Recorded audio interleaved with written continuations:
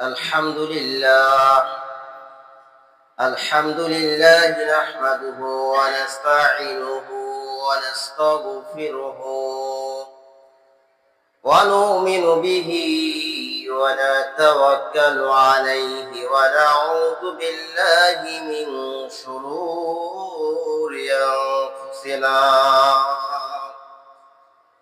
ومن سيئات أعمالنا من يهده الله فلا مضل له ومن يضلله فلا هادي له ونشهد أن لا إله إلا الله وحده لا شريك له ونشهد أن محمدا عبده ورسوله الذي أرسله بالحق بشيرا ونذيرا وداعيا إلى الله بإذنه وسراجا وقمرا منيرا فقد قال الله تبارك وتعالى في كلامه المجيد والفرقان الحميد أعوذ بالله من الشيطان الرجيم بسم الله الرحمن الرحيم الله لا إله إلا هو الحي القيوم لا تأخذه سنة ولا نوم له ما في السماوات وما في الأرض من ذا الذي يشفع عنده إلا بإذنه يعلم ما بين أيديهم وما خلفهم ولا يحيطون بشيء من علمه إلا بما شاء وسع كرسيه السماوات والأرض وهو العلي العظيم আলহামদুলিল্লাহ যাবতীয় প্রশংসা একমাত্র মহান আল্লাহ তাআলার জন্য যে আল্লাহ সুবহানাহু ওয়া তাআলা আমাদেরকে শত ব্যস্ততার মাঝেও মসজিদে আসার বসার তৌফিক দান করেছেন এই জন্য বলি আলহামদুলিল্লাহ। দরুদ ও শান্তির ধারা বর্ষিত হোক আমাদের প্রিয় নবী জনাবে মুহাম্মদ রাসূলুল্লাহ, সকলেই বলি সাল্লাল্লাহু আলাইহি ওয়াসাল্লাম। সম্মানিত উপস্থিতি, আমি আপনাদের সামনে কোরআনুল কারীমের সূরা বাকারা 255 নম্বর আয়াত পাঠ করেছি।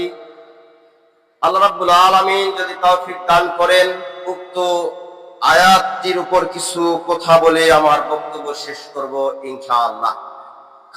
আজকে আমার আলোচনার বিষয়বস্তু হচ্ছে আয়াতুল কুরসির মর্যাদা ও আয়াতুল কুরসি পাঠ করলে কি ফজিলত রয়েছে সে সম্পর্কে আমি আলোচনা করব ইনশাআল্লাহ। সম্মানিত উপস্থিতি, আমরা যে কোনো সময় যদিও আমরা আয়াতুল কুরসি পাঠ করতে পারি না, কিন্তু নামাজের পরে অনেকে আমরা পাঠ করি। কিন্তু এই আয়াতুল কুরসি এমন একটা মর্যাদাপূর্ণ আয়াত, এই আয়াতুল কুরসিটা এমন একটা আয়াত যার মর্যাদা অনেক বেশি। যারা এই আয়াতুল কুরসির অর্থ বুঝে, যারা তাফসীর পড়েছে, যারা এই আয়াতটির অনুবাদ, সরল অনুবাদ, ব্যাখ্যা বিশ্লেষণ করেছে, বুঝেছে, তারাই জানে যে এই আয়াতুল কুরসিটার মর্যাদা কতটুকু। কিন্তু আমরা আয়াতুল কুরসিটা পাঠ করি শুধু নামাজের সময়, কিন্তু অর্থটাও ভালো মতো বুঝি না। আর এই আয়াত পাঠ করলে আমাদের কি ফজিলত রয়েছে অনেকে জানি, অনেকে জানি না, অনেকে মুখস্থ করেছি তাই আমরা পাঠ করতেছি, কিন্তু পাঠ করে আমার কি হবে? একটা আয়াত আমি পাঠ করলাম, সময় ধরে 2 মিনিট 1 মিনিট সময় লাগলো, এই সময়টা আমরা ব্যয় করলাম, কেন করলাম? এর মধ্যে কি রয়েছে? তো আয়াতুল কুরসিটার মর্মার্থ বা ভাবগতি জিনেরা বুঝেছিল, শয়তান ইবলিস শয়তানও বুঝেছিল, আল্লাহর নবীও বুঝেছিলেন, এমনকি সাহাবীরাও বুঝেছিলেন যে আয়াতুল কুরসির মানেটা কি, আয়াতুল কুরসি পাঠ করলে কি হবে। সম্মানিত উপস্থিতি, আমরা যারা পাঠ করি প্রত্যেকটা নামাজেই, 5 ওয়াক্ত নামাজেই অন্তপক্ষে নামাজের পরে, ফরজ নামাজের পরে আমরা আয়াতুল কুরসি পাঠ করে অনেকে আবার সিনায় ফুঁক দেই। অনেকেই এই কাজটা করি, আসলে সিনায় ফুঁক দেওয়াটা ঠিক না। এটা কোনো হাদিস পাওয়া যায় না যে সিনায় ফুঁক দিতে হবে, কিন্তু আমাদের নামাজের পরে, ফরজ নামাজের পরে আয়াতুল কুরসি পাঠ করতে হবে, এটাই নিশ্চিত। সম্মানিত উপস্থিতি, আয়াতুল কুরসি সম্পর্কে যে তাফসিরে এসেছে, হাদিস এসেছে, তাফসির ইবনে কাসিরে যেটা আমরা পাই, তো উবাই ইবনে কাবকে রাসূল সাল্লাল্লাহু আলাইহি সাল্লাম জিজ্ঞাসা করতেছেন যে, হে উবাই ইবনে কাব, তুমি বলো তো কোরআনুল কারীমের কি কোন আয়াতটি রয়েছে যে বেশি মর্যাদাপূর্ণ, ফজিলতপূর্ণ আয়াত? তখন উবাই ইবনে কাব বলতেছে, আল্লাহ ও রাসূলই আমার চাইতে ভালো জানেন। আল্লাহ রাসূল সাল্লাল্লাহু আলাইহি সাল্লাম এই কথা বলার পরেও তারপর আবারও কিছুদিন পরে বা কিছুক্ষণ পরে আবার বলতেছে, হে উবাই ইবনে কাব, তুমি বলো তো কোরআনুল কারীমের কোন আয়াতটা আছে যে মর্যাদাপূর্ণ, এমনকি বেশি ফজিলতপূর্ণ আয়াত?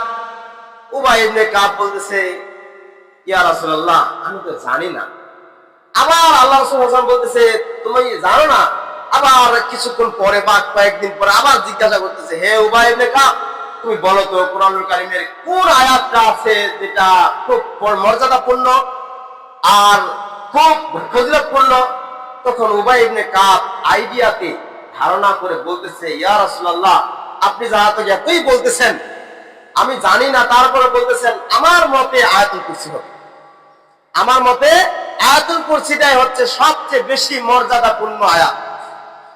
তখন আল্লাহ রাসূল সাল্লাল্লাহু আলাইহি সাল্লাম তার কথার জবাবে বললেন যে, হে উবাই ইবনে কাব, হে আবুল মুনজির, যে তোমার জ্ঞানের উপর আল্লাহ তাআলা বরকত দান করুন। বলেন সুবহানাল্লাহ। যে এই কথাটার উত্তরটা সে পারছে, যদিও সে অন্তর থেকে জানে না বা পরিষ্কার রূপে জানে না, তারপরেও সে মনে করেছে যে এটাই হবে মনে হয় মর্যাদাপূর্ণ আয়াত, এটাই হবে সম্মানীয় আয়াত, এটাই মনে হয় যে ফজিলতপূর্ণ আয়াত। তো উবাই ইবনে কাবের কথাটা শুনে আল্লাহ রাসূল বললেন যে, উবাই ইবনে কাব, তোমার যে জ্ঞানটা আছে আল্লাহ তাআলা এই জ্ঞানটার উপর আবার রহমত বরকত দান করুন। সুবহানাল্লাহ। তাহলে এই আয়াতটা খুব মর্যাদাপূর্ণ আয়াত। আল্লাহ রাসূল এখানে সম্মতি দিয়েছেন বা দলিল দিয়েছেন, যে প্রমাণ দিয়েছেন যে এই আয়াতটাই হবে, কারণ এই আয়াতটাই সবচেয়ে বেশি মর্যাদাপূর্ণ আয়াত। আরেকটি বুখারী শরীফের হাদিসে এসেছে, তো যে আইয়ুব আলী আনসারী, তো তিনি আল্লাহ রাসূল সাল্লাল্লাহু আলাইহি সাল্লামের কাছে বললেন যে, ইয়া রাসূলুল্লাহ, আমার ধনাগার থেকে আমার যে মাল সম্পদ আছে এখান থেকে একজন ব্যক্তি এসে আমার খেজুরগুলো শুধু নিয়ে যায়। তো রাসূল সাল্লাল্লাহু আলাইহি সাল্লাম বললেন যে, কি ঠিকই খেজুর নিয়ে যাচ্ছে? হ্যাঁ ইয়া রাসূলুল্লাহ, তবে নিয়ে যাচ্ছে, আমি ধরেও ফেলেছি। তো খেজুরগুলো নিয়ে যাচ্ছে। আমি বললাম যে, কেন তুমি খেজুরগুলো নিয়ে যাচ্ছ? বলতেছে, আমার দায়িত্বে, আমি যে দায়িত্ব নিয়েছি, আমার সংসারের সবাই আছে, তারা না খেয়ে, আমার পোষ্য প্রাণী আছে, তারা না খেয়ে আছে, আমি এই জন্য নিয়ে যাচ্ছি। তখন বলতেছে, ও, তোমার বাড়িতে খাওয়া দাওয়া নেই মনে হয়, এই জন্য তুমি নিয়ে যাচ্ছ, যাও, আজকে যাও। আর আসবে? যে না, আর আমি আসবো না। আবার পরের দিন আবার চলে আসছে ওই ব্যক্তি, আসে বলতেছে, আসে সে হাতে করে নিয়ে চলে যাচ্ছে খেজুরগুলো। তো খেজুরগুলো নিয়ে যাচ্ছে আর বলতেছে, এই দাঁড়াও, তুমি খেজুর নিয়ে যাচ্ছ মানে তুমি যে কালকে বললা যে আমি আজকে আর আসবো না বা আর কোনোদিন আসবো না আমি খেজুর নিতে, তুমি এবার আর আসছো মানে কি?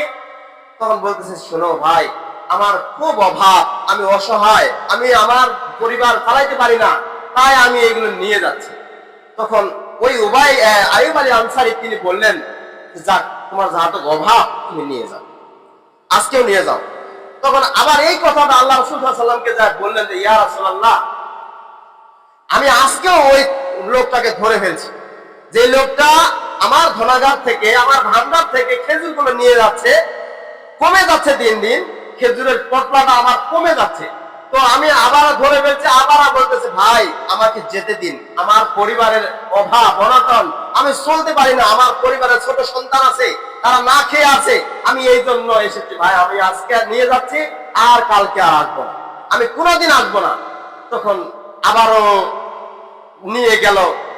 পরের দিন আবার ওই ব্যক্তি চলে আসছে। 3 দিনের দিন যখন চলে আসছে, আইয়ুব আলী আনসারী তিনি বললেন যে, দাঁড়াও, তুমি কালকেও বলেছিলে যে আসবো না, পরশুদিনও বললে তুমি আসবে না, আবার আজকেও আসতো, আমি তোমাকে ছেড়ে দেব না, আমি তোমাকে আল্লাহ রাসূলের কাছে নিয়ে যাবই, কারণ তুমি চুরি করতেছো, আমার ভান্ডার থেকে তুমি না বলে নিয়ে যাচ্ছ, আমি তোমাকে ছেড়ে দিব না, আজকে তোমাকে নিয়ে যাবই। তখন পরের দিন ও তখন বললো যে, ভাই তুমি জানো যে আমার অভাব, আমি অভাব অনটন মেটাইতে পারি না, আমি এই জন্য এসেছি ভাই, যত কিছু বলো আমাকে নিয়ে যেতে হবে, না হলে আমার ছেলে সন্তান, আমার যে দায়িত্ব আমি পালন করতে পারবো না, তুমি ভাই আমাকে ছেড়ে দাও, আমি আজকে যাই।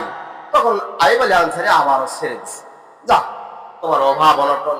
কিন্তু সে দয়ালু ছিল, আল্লাহ ভীরুতা ব্যক্তি ছিল, যে অভাবে পড়েছে তাই নিয়েছে, আমার কমেছে তাতে কি হয়েছে, আমার আছে বলে সে নিয়েছে, এই মনে করে সে নিয়ে চলে যাচ্ছে। পরের দিন রাসূলের কাছে এই কথাটা আবারও বলতেছে, পেশ করার জন্য যাচ্ছে। তো আল্লাহ রাসূল সাল্লাল্লাহু আলাইহি ওয়াসাল্লাম তাকে জিজ্ঞাসা করে ফেললেন যে, আইয়ুব আলী আনসারী, তুমি তোমার ওই যে চোরের কি খবর, ওই বন্দির খবর কি, ও কি আবারও এসেছে? ইয়া রাসূলুল্লাহ, আবারও এসেছে, আসে নিয়ে গেছে। কয়দিন হলো? 3 দিন হয়ে গেল, 3 দিনে নিয়ে গেছে। যে আইয়ুব আলী আনসারী, তুমি শোনো, ও আসলে ও ছিল শয়তান, ও ছিল শয়তান, ও আসলে কিছু নয়, ও ওয়াদা অঙ্গীকার করে অঙ্গীকার ভঙ্গ করতেছে, মানে কি সে মানুষ না, ও হচ্ছে একজন শয়তান। ও শয়তান তোমাকে প্রলোভন দিচ্ছে, তোমার কাছে অজুহাত নিচ্ছে, অঙ্গীকার ভঙ্গ করতেছে, ও চলে যাচ্ছে। পরের দিন বলছে, ইয়া রাসূলুল্লাহ, আমি দেখি তো আবারও আসে নাকি।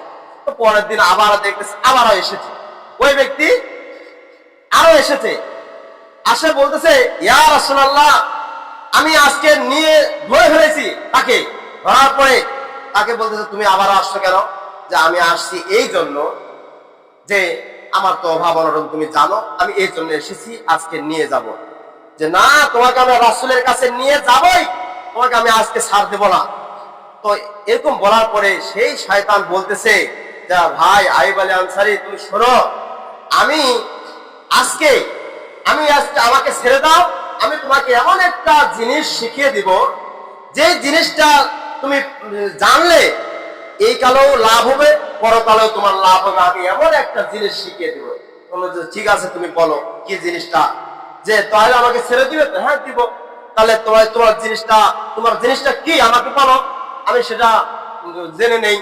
তখন বলতেছে, তুমি সব সময় আয়াতুল কুরসি পাঠ করবে, তাহলে তোমার এই কালেও শান্তি, পরকালেও শান্তি আছে। বলছে, ও তাই, ঠিক আছে, যাও, তুমি যাতে এই কথাটা বললে। এরপরে পরের দিন আবার রাসূলের কাছে গেছে। আইয়ুব আলী আনসারী বলছে, ইয়া রাসূলুল্লাহ, ওই যে ব্যক্তিটা আপনি যে শয়তান বলেছিলেন, ওই ব্যক্তিটা আমাকে এমন একটা জিনিস শিখিয়ে দিল, সেটা হচ্ছে কোরআনুল কারীমের একটা আয়াত, আয়াতুল কুরসি আমাকে শিখিয়ে দিল। এই আয়াতুল কুরসিটা সম্পর্কে আমার জানলে যে আমি পরকালেও লাভবান হব, এইও তারা লাভবান হব। ইয়া রাসূলুল্লাহ, সত্য মিথ্যা কি? তখন আল্লাহ রাসূল সাল্লাল্লাহু আলাইহি ওয়াসাল্লাম বললেন যে, হ্যাঁ, যদিও সে মিথ্যাবাদী, যদিও সে ওয়াদা ভঙ্গকারী হয়, তবুও কথাটা সঠিকই বলেছে।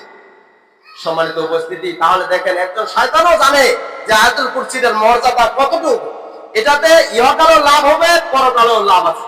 তাহলে আয়াতুল কুরসি পাঠ করতে হবে, শয়তানও জানে, শয়তানও বুঝেছিল যে আয়াতুল কুরসির মর্মার্থ কি।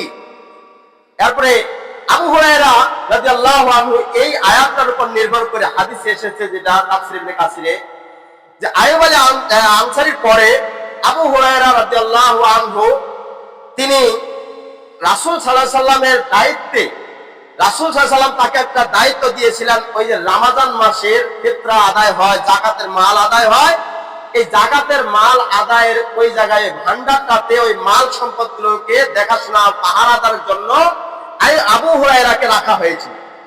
তো আবু হুরায়রা রাদিয়াল্লাহু আনহু দেখলেন যে একজন ব্যক্তি এসে বলা নেই কিছুই নেই, সে আসে ওই যাকাতের খেজুর বা যাকাতের ফিতরার মাল সে উঠে নিয়ে কাপড়ে করে সে কোষা করে নিয়ে চলে যাচ্ছে। তো তাকে বলা হলো, তুমি কেন নিয়ে যাচ্ছ? যে আমি এই জন্য নিয়ে যাচ্ছি, আমার সমস্যা। তখন বলতেছে, তোমারও সমস্যা, ঠিক আছে নিয়ে যাও। এই কথাটা আবার যা বলছে, ইয়া রাসূলুল্লাহ, একজন চোর এসেছিল আমার কাছ থেকে, সে আমাকে বলা নাই, কিছুই নেই, সে আস্তে করে নিয়ে চলে যাচ্ছে। তখন বলতেছে, কি ব্যাপার, নিয়ে যাচ্ছে?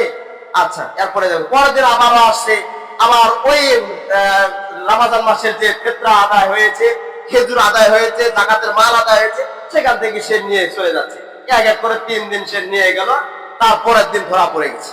ধরা পড়ে যাওয়ার পরে বলছে, ভাই আবু হুরায়রা, তুমি শোনো, আমি তোমাকে এমন একটা জিনিস শিখিয়ে দেব, এই জিনিসটা তুমি যদি বারবার পাঠ করো বা সকাল এবং সন্ধ্যায় পাঠ করো, আর প্রত্যেকটা নামাজের পরে, ফরজ নামাজের পরে আয়াতুল কুরসি পাঠ করো, তাহলে তোমার জন্য আল্লাহর পক্ষ থেকে একজন সংরক্ষক, একজন ফেরেশতা নিযুক্ত করা হবে।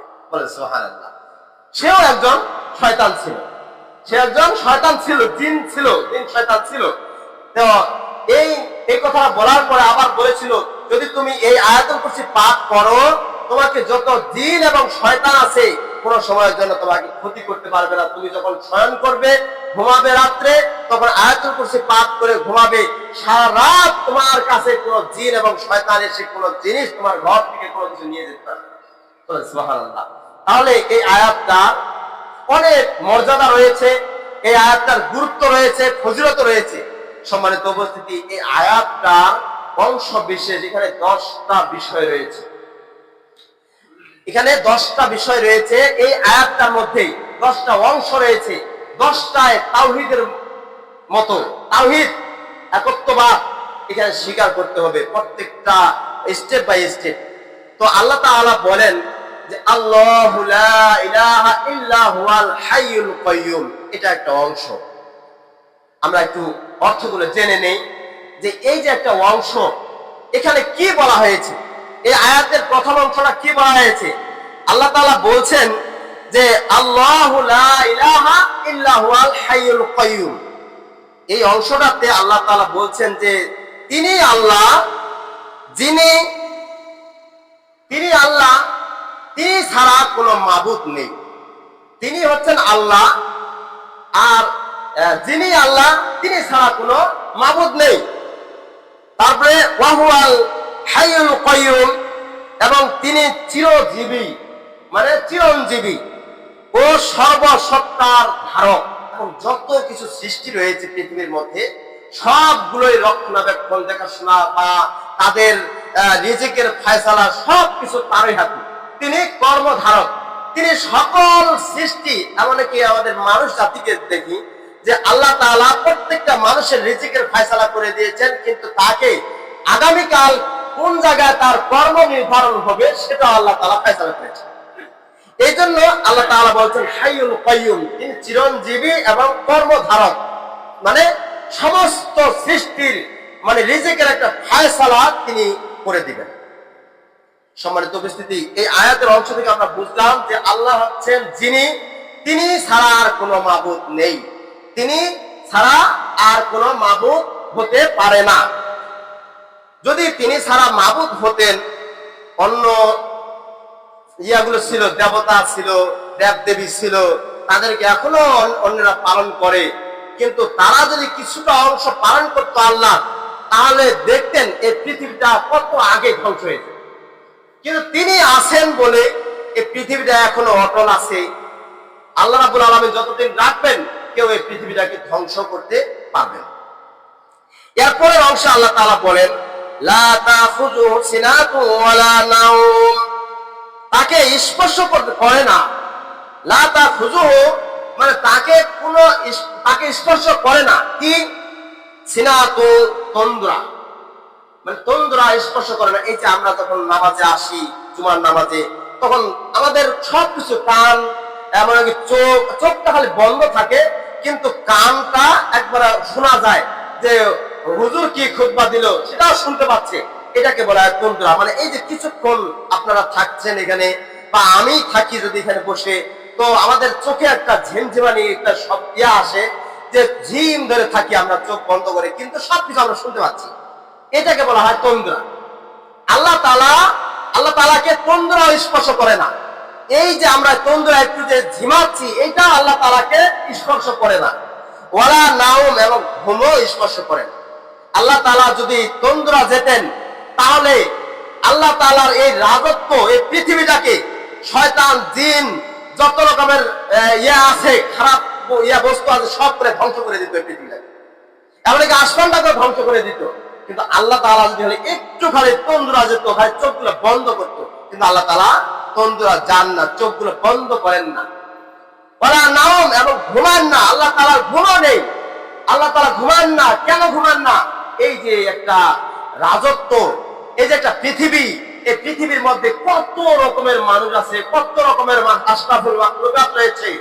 এইগুলোতে যদি আমি আল্লাহ তাআলা বলেন, আমি যদি আল্লাহ ঘুমিয়ে যাই, আমার যদি তন্দ্রা এসে যায়, তাহলে এই পৃথিবীর যত মানুষ আছে সব করে ধ্বংস হয়ে যাবে, যত প্রাণী রয়েছে সব ধ্বংস হয়ে যাবে, আসমান এবং জমিন সব করে তছনছ হয়ে যাবে। এটা আমি চাই না। কারণ আমি সৃষ্টি করেছি, আমি কর্মধারক, আমি কর্মের ব্যবস্থা করে দেই, আমি রিজিকের ব্যবস্থা করে দেই, আমি পৃথিবীতে চলার জন্য মানুষকে রাস্তা বের করে দেই। আর আমি যদি ঘুমিয়ে যাই, আমি যদি তন্দ্রায় থাকি, তাহলে আমার আসমান, পৃথিবী, জমিন সব করে ধ্বংস হয়ে যায়। আমি কাকে সঠিক পথের সন্ধান দেব?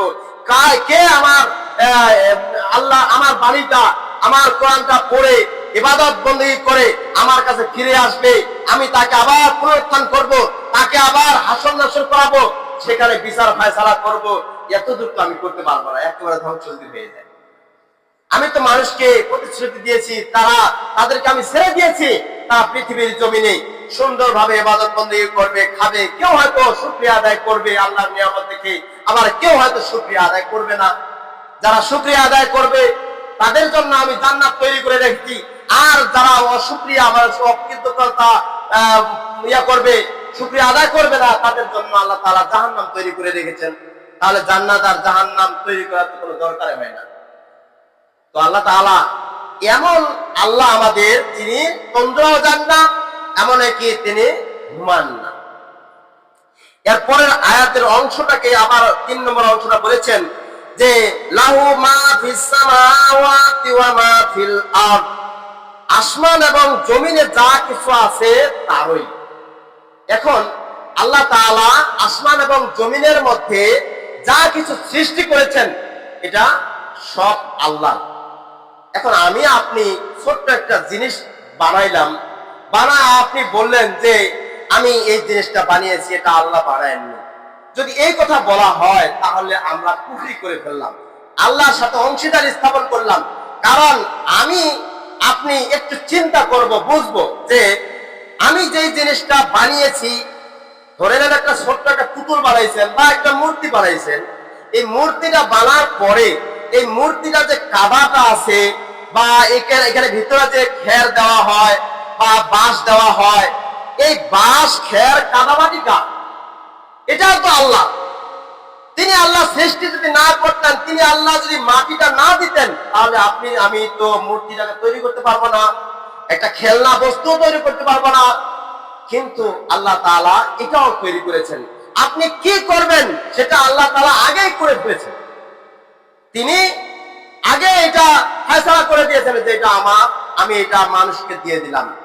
আজকে আল্লাহ তাআলা যদি এই জমিনটাতে, আমরা তো ফেনার উপর আছি, আমরা তো ফেনাটার উপর আছি, পানির উপর ভাসমান আছি, কিন্তু এই পানির উপর যে ভাসমান এই মাটিটা আমাদেরকে আল্লাহ তাআলা দিয়েছেন, এই মাটিটা যদি আটকে না দিতেন, তাহলে আমরা সবসময় খালি এরকম প্রলোভন করতে থাকতাম, মানে একটু যদি বাতাস উঠতো তাহলে জমিনটা একেবারে এক পাশ থেকে উপরে উঠতো, আবার নিচে যেত, মানুষের পায়ে মাটি থাকতো না, সরে যেত, মানুষ উল্টে উল্টে মানুষের উপরে পড়তো, বা যেখানে সেখানে খাল খন্দকে পড়ে যেত।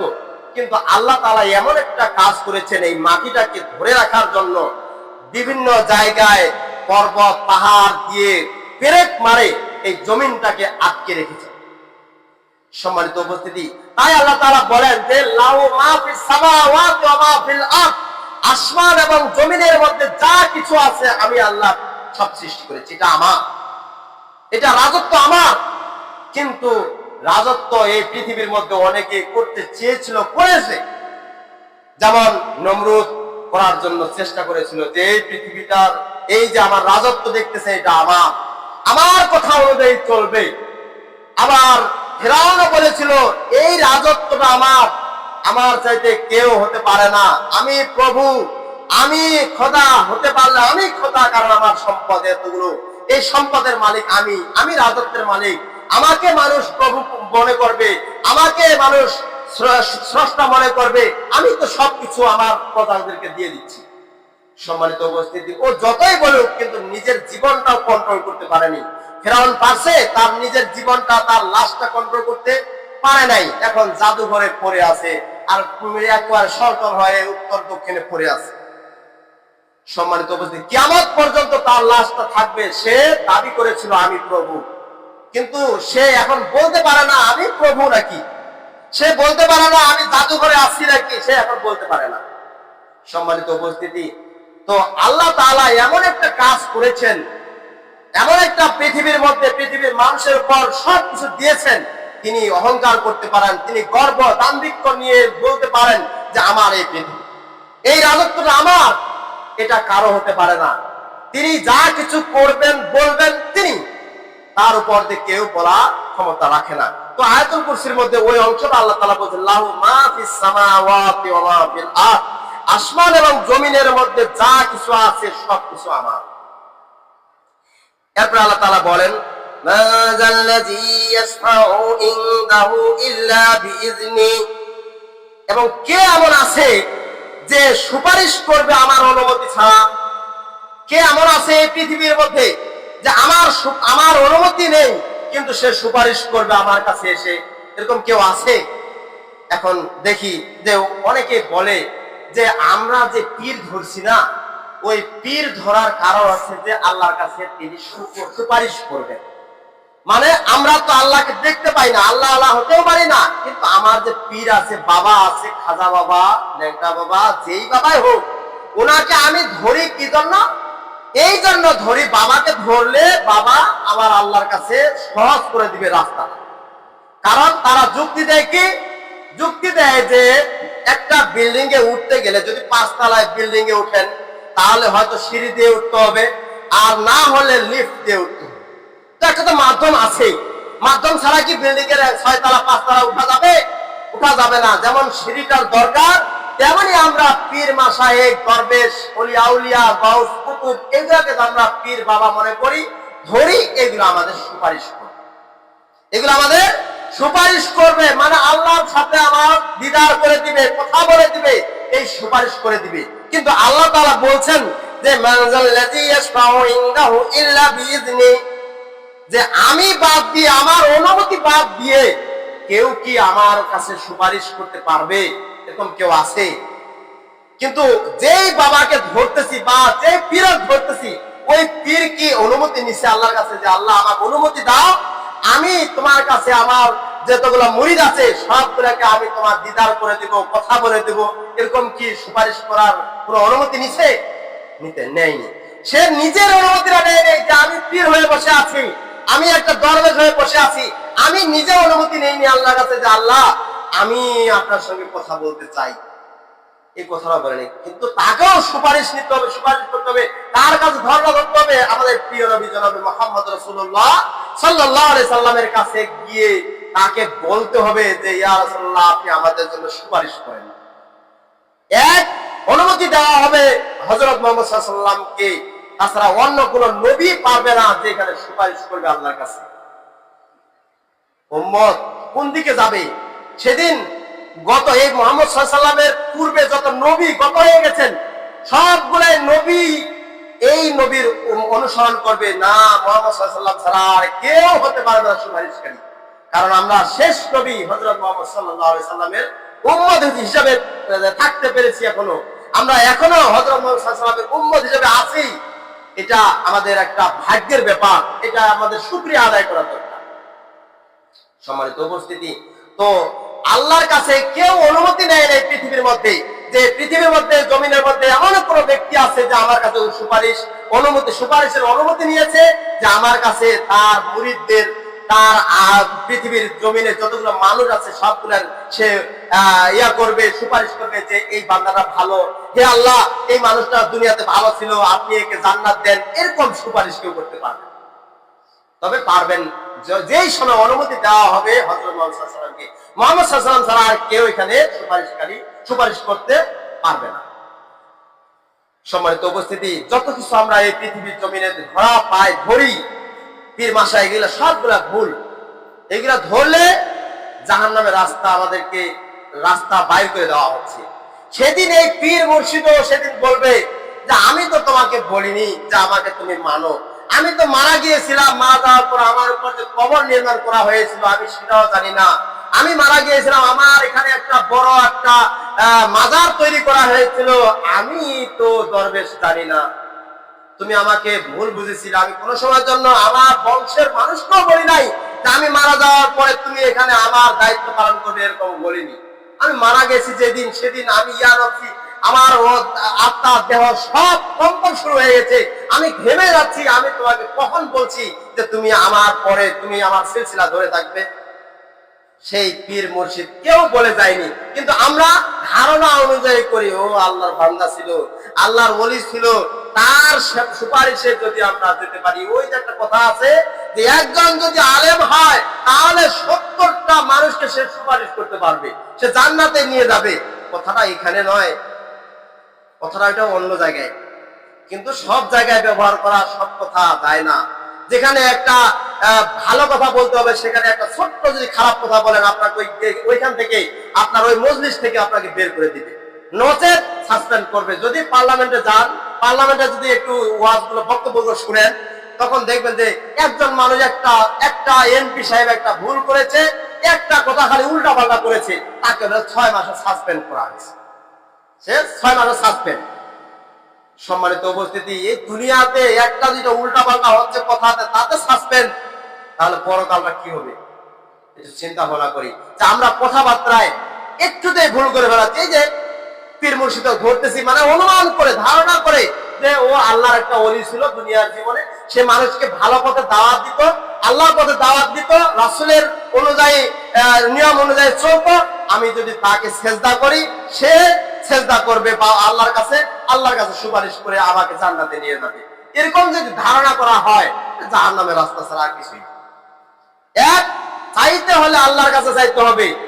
আর সুপারিশ পাওয়ার যদি হকদার আপনি যদি সুপারিশ চান, তাহলে এক নবীকে অনুসরণ করতে হবে। নবীর অনুসরণে যদি আপনি থাকেন, সব সময় যদি নবীর অনুসরণে থাকেন, তাহলে আল্লাহর নবী আমাদের জন্য সুপারিশ করতে পারবেন কিয়ামতের মাঠে, এই দুনিয়াতে নয়। তাহলে এই আয়াতের অংশটুকু বুঝলাম। এরপর আল্লাহ তাআলা বলেন যে ইয়ালামু মা বাইনা আইদিহিম ওয়া মা খালফাহুম। এখানে আল্লাহ তাআলা বলছেন যে তিনি আল্লাহ জানেন মা বাইনা আইদিহিম ওয়া মা খালফাহুম, আগে এবং পরে কি হবে, আগে এবং পরে কি হবে। তিনি দুনিয়া সৃষ্টি হওয়ার 50,000 বছর আগে মানুষের তাকদীর তৈরি করে রেখেছেন। তিনি আগে এটা অ্যাডভান্স জানেন যে আমার আদম যত রয়েছে আদম সন্তান সবগুলাই এইগুলো কি করবে, কতদিনে, কোন জায়গায়, কোন সময় সে জন্মগ্রহণ করবে, আবার পরে সে কখন মৃত্যুবরণ করবে, সেই জন্ম মৃত্যু সবকিছু লিখে রেখেছেন আল্লাহ তাআলা। তাই আল্লাহ তাআলা বলতেছেন যে ইয়া আলামু, তিনি জানেন মা বাইনা আইদিহিম ওয়া মা খালফাহুম, তাদের সামনে এবং পরে, মানে আমাদের সামনে এবং পরে কি আছে।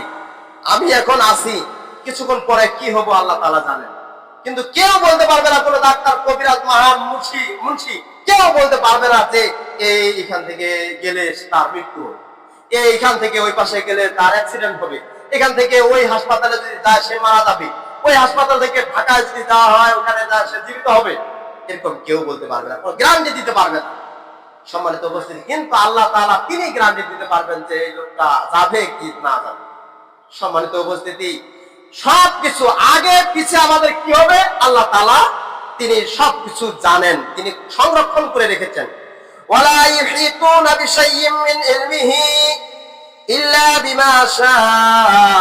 আল্লাহ তাআলা বলেন যে আমি সামান্য কিছু কাউকে জ্ঞান দেইনি যে আমার জ্ঞান থেকে সে আয়ত্ত করে নেবে।